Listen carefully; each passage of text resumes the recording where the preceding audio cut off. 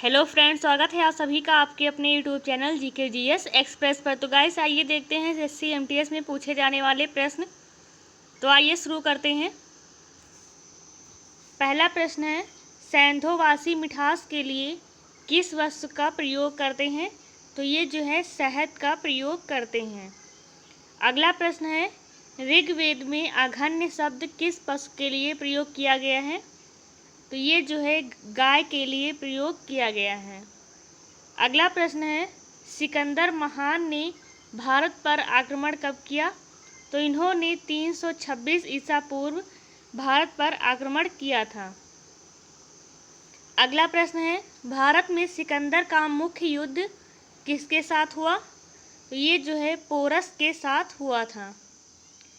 अगला प्रश्न है, पौली ग्रंथों में गांव के मुखिया को क्या कहा गया है? तो ये जो है भोजक इसे कहा गया है। अगला प्रश्न है, उज्जैन का प्राचीन नाम क्या था? तो इसका जो है प्राचीन नाम था अवंतिका। और गाइस अगर आप लोग को ये पीडीएफ चाहिए तो आप लोग टेलीग्राम ग्रुप को ज्वाइन कर सकते हैं और इसकी लिंक जो है आपको डिस्क्रिप्शन में मिल जाएगी, आप वहाँ से देख सकते हैं। अगला है, नंद वंश का संस्थापक कौन था? ये था महापद्म नंद। अगला प्रश्न है, प्राचीन भारत में पहला विदेशी आक्रमण किसने किया था? तो ये थे ईरानियों के द्वारा किया गया था। अगला प्रश्न है, मगध का कौन सा शासक सिकंदर का समकालीन था? तो ये थे घनानंद। अगला प्रश्न है, नंद वंश का अंतिम सम्राट कौन था?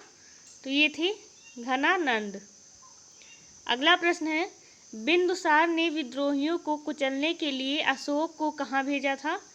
तो इन्होंने जो है अशोक को तक्षशिला भेजा था। अगला प्रश्न है, किस सम्राट का नाम देवान प्रियदर्शी था? ये थे सम्राट अशोक। कलिंग का युद्ध कब हुआ? इसका युद्ध जो है 261 ईसा पूर्व में हुआ था। प्राचीन भारत का कौन सा शासक था जिसने अपने अंतिम दिनों में जैन धर्म को अपना लिया था? ये थे चंद्रगुप्त मौर्य। अगला प्रश्न है, मौर्य साम्राज्य में कौन सी मुद्रा प्रचलित थी? तो मौर्य साम्राज्य में पड़ जो है मुद्रा प्रचलित थी। अशोक का उत्तराधिकारी कौन था? ये थे कुणाल। अगला प्रश्न है, अर्थशास्त्र का लेखक किसके समकालीन था? तो ये चंद्रगुप्त मौर्य के समकालीन थे। मौर्य काल में शिक्षा का प्रसिद्ध केंद्र कौन सा था? ये था तक्षशिला। अगला है, मेगास्थनीज की पुस्तक का क्या नाम था? इसका नाम था इंडिका। अगला है, अशोक के शिलालेखों में कौन सी भाषा थी? ये थी प्राकृत। अगला है, हड़प्पा सभ्यता का पता कब और किसने लगाया था? तो ये 19वीं शताब्दी में अंग्रेजों ने लगाया था। अगला प्रश्न है, हड़प्पा वासियों की सामाजिक व्यवस्था का मुख्य आधार क्या था? तो इनका जो है मुख्य आधार था परिवार। अगला प्रश्न है, हड़प्पा वासियों का समाज कैसा था?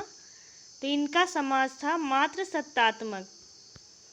अगला है, आग से पकी हुई मिट्टी को हड़प्पा वासी क्या कहते थे? तो ये कहते थे टेराकोटा। अगला प्रश्न है, बिल्ली का पीछा करते हुए कुत्ते के पंजों के निशान कहाँ मिले हैं? ये जो है सिंधुकालीन स्थल चनहुदड़ों में मिले हैं। अगला प्रश्न है, किस खेल का प्रचलन हड़प्पा के समय था? ये था शतरंज खेल। अगला प्रश्न है, हड़प्पा वासी किसे अपना पवित्र पक्षी मानते थे? ये था फाख्ता। अगला प्रश्न है, स्वास्तिक किसकी देन है? तो ये जो है हड़प्पा सभ्यता की ही देन है। अगला प्रश्न है, कपास की उपज की पहली जानकारी कहाँ से मिली है? तो इसकी भी जानकारी हड़प्पा से ही मिली है। अगला प्रश्न है, कपास को यूनानी क्या कहते थे? तो कपास को जो है यूनानी लोग सिंडॉन कहते थे। अगला प्रश्न है, खेत की जुताई के लिए किसका प्रयोग किया जाता है? तो खेत की जुताई के लिए हल का प्रयोग करते हैं। सैंधोवासी मिठास के लिए किस चीज़ का इस्तेमाल करते थे? ये लोग शहद का इस्तेमाल करते थे। अगला प्रश्न है, हड़प्पा के समय व्यापार की कौन सी प्रणाली प्रचलित थी? तो उस समय जो है वस्तु विनिमय प्रणाली प्रचलित थी। अगला प्रश्न है, हड़प्पा के लोगों ने नगरों और घरों के विन्यास के लिए किस पद्धति को अपनाई थी? इन्होंने ग्रिड पद्धति को अपनाई थी। अगला प्रश्न है, हड़प्पा सभ्यता में शहरीकरण की प्रमुख विशेषता क्या थी? तो इनकी जो है विशेषता थी निकास प्रणाली। अगला प्रश्न है, हड़प्पा में लिपि और धर्म की जानकारी कहाँ से मिलती है? इस वीडियो में आपको हड़प्पा सभ्यता संबंधित सारे क्वेश्चंस जो पूछे जा सकते हैं सभी कवर किए मिले हैं। तो इसका आंसर हो जाएगा सैंधवकालीन मोहरों से। अगला प्रश्न है, चित्राक्षर लिपि को और किस नाम से पुकारा जाता है? तो इसे जो है बेंडो फ्रेडम लिपि के द्वारा पुकारा जाता है। आज़ादी सन 1947 के बाद भारत में सबसे अधिक कहाँ हड़प्पा युगीन स्थलों की खोज हुई है? तो ये जो है गुजरात में सबसे अधिक हुई है। अगला प्रश्न है, वह कौन सा हड़प्पा कालीन स्थल है जो त्रिस्तरीय है? ये है धौलावीरा। अगला प्रश्न है, चावल के उत्पादन के साक्ष्य किस सैंधव स्थल से प्राप्त हुए हैं? तो ये रंगपुर और लोथल से प्राप्त हुए हैं। तो गाइस, वीडियो पसंद आई हो तो लाइक करें और कमेंट करके बताएं वीडियो कैसी लगी। और अगर आप लोग चैनल पर नए हैं तो सब्सक्राइब कर लें, जिससे आपको हमारी डेली वीडियो मिल सके।